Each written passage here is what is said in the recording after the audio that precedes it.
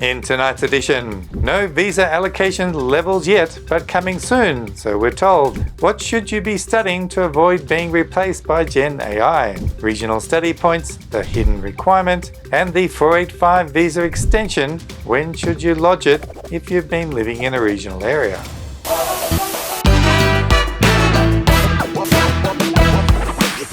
Hi, I'm Karl Konrad and welcome to Australian Immigration News, proudly brought to you by Australian Immigration Law Services.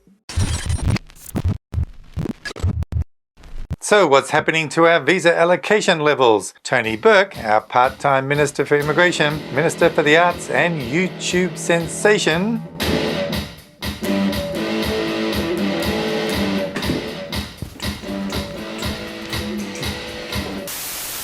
assures us the visa allocations are on their way. The reality is the permanent visa program overwhelmingly, not entirely, but overwhelmingly involves people who in fact already live in Australia. But are you saying then it'll be around the 195,000 mark, which is the record? Would it be around there, just under 200,000? It's a good try. I'm not going to announce before I announce, and so there's a final layer of consultation that happens with state jurisdictions that Jim Chalmers is working with me on at the moment. So that's going round right now. It won't be too long before we announce. There won't be major movement, and at the moment we're processing on the same program that we had last year. The delay is most likely a strategic move to wait until the Productivity Commission releases its findings next week, telling us what we already know. Australia is slipping in the productivity ratings.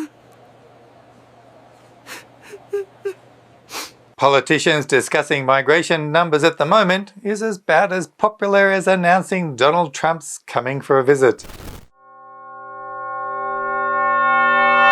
What did he just say? The reason they will wait for the productivity report is to justify to the public that we need migration. Otherwise, there will be nobody here to help us keep the standard of living that we've become accustomed to. And about everyone else is worried about our productivity levels, but the union movement has impeccable timing. They want their members to work only 4 days a week. Australians could soon be working fewer hours for the same pay in a new push for a 4-day working week. That's if the country's peak workers union has its way, but it's a proposal that is raising eyebrows. Maybe we'll need those migrants to work those extra days while the rest of Australia is at the beach. And while the Treasury Department is worried about our slipping productivity, we have to contend at the same time with AI programs that may force a lot of us out of the job anyway. Jobs and Skills Australia, JSA, have been hard at work trying to predict the occupations of the future and those that may no longer exist. So if you're planning to come here to study and work, perhaps you should be listening to their advice. Hello, I'm Professor Barney Glover and I'm the Commissioner of Jobs and Skills Australia. And no, I'm not an avatar. Sorry, Professor, but I am.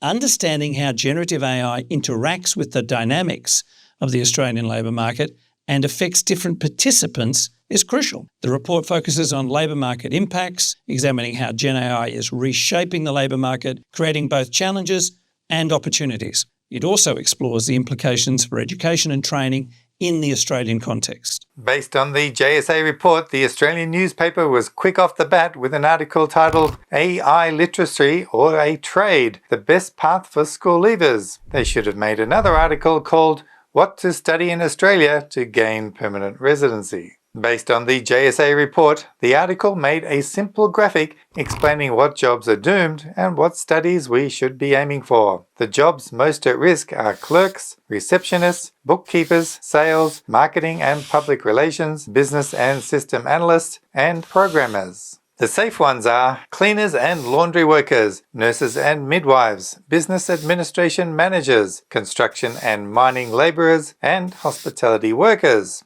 Well, safe for now anyway, until they produce mass dancing robots and then we're all doomed for a life on the beach. But hey, there's no better country to spend such a lifetime. Oh, and you're going to have to learn to say good day. Because every day's a good day in Australia. G'day, Paul. G'day, love.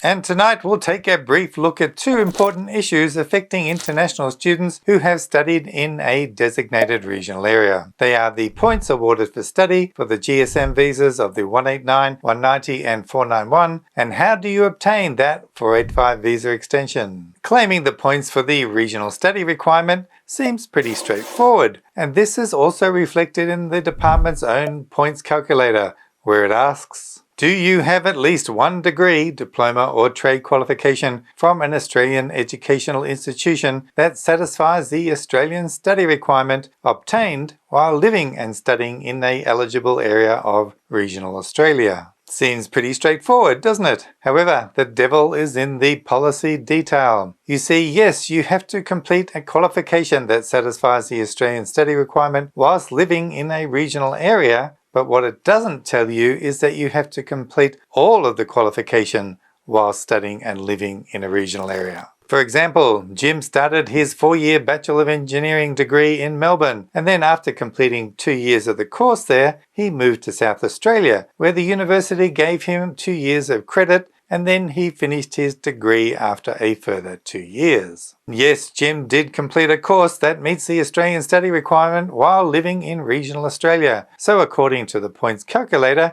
he can gain the extra 5 points for regional study. Right? Wrong. The Procedural Advice Manual, known as PAM, which all agents must pay an expensive subscription fee for, the policy surrounding this regional study points in Schedule 6D states the following. The points awarded under Part 6D.10 of the regulations recognise the important contributions students living and studying in a designated regional area make to regional Australia. Applicants are eligible for 5 points if they satisfied each of the 4 requirements of Item 6D.101 at the time of invitation. They met the Australian study requirement and the location of the campus or campuses at which the study was undertaken was at an Australian educational institution in a designated regional area or a LPGMA. And, this is the most important part, while the applicant undertook the course of study, the applicant lived in a designated regional area, and in brackets, this requirement relates to the whole course and not just the period used to satisfy the Australian study requirement. And none of the study undertaken constituted distance education. Now I can predict the comments coming in saying, what difference does it make as long as you have studied for 2 years in the regional area? I hear you loud and clear, and I agree. However, the policy is what it is, and we can only advise that it would be a risk if you transferred credits and completed your course in a regional area, but still tried to gain these points. Regarding international students who have obtained a post-higher education work stream of the Graduate Skilled 485 visa after completing their course in regional Australia, there is the possibility of extending their 485 visa using the post-higher second postgraduate work stream. This is not so complicated as long as you have continued to live in a designated regional area since completing your course. However, the question I am often asked is, when can I lodge it? Do you have to wait until 6 months before your visa expires, 1 month before, or even 1 day before? The answer is that it does not matter as long as you have demonstrated living in a regional area for 2 years. When the second visa is granted to you, your validity time is extended from the original expiry date. That may be 1 or 2 years, depending on which regional area you have lived and studied in. You can find those details on the department's website. However, there is one caveat you need to be aware of. When the extension is granted, it comes with condition 8610. And this condition says, while you are in Australia, you must live, work and study in a designated regional area. This means that the extension is only a good idea to consider if you think you'll be staying in a designated regional area of Australia, or perhaps you will soon be turning 36. Next week I'll be in the Gold Coast, so I have prepared another video for you on the basics of the 482 visa. Since the new Skills in Demand visa was introduced, our old 482 visa video has become outdated, so its replacement is now overdue. Remember, if you need help, we are always here. You can book a consultation online or just pick up the phone if you're in a hurry. As always, take care out there, and I'll see you next time. So bye for now. Karl, we have a problem in the studio.